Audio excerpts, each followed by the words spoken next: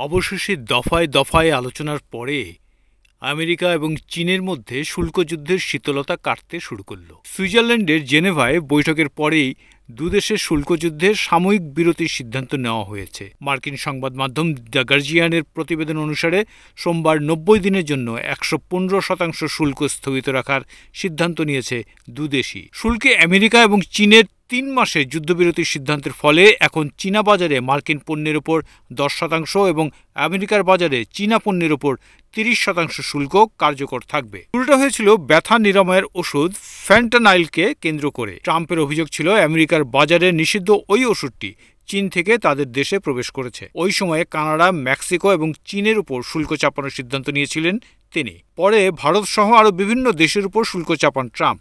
শুল্ক বৃদ্ধি হয় চীনা পণ্যের উপরেও। শুল্ক যুদ্ধে পাল্টা আঘাত করে বেইজিংও।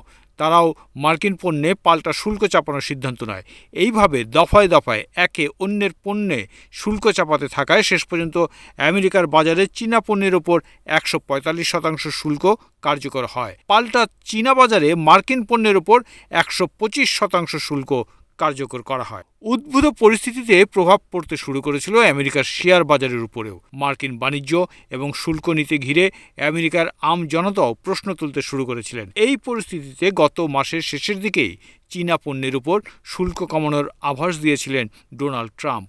তিনি জানিয়েছিলেন চীনা পণ্যের উপর শুল্কের পরিমাণ অনেকটাই কমতে পারে, তবে সেটি কখনোই শূন্য হবে না। এই আবহে গত শনিবার সুইজারল্যান্ডের জেনেভায় দুই দেশের উচ্চপদস্থ কর্তারা নিজেদের মধ্যে বৈঠকে বসেন।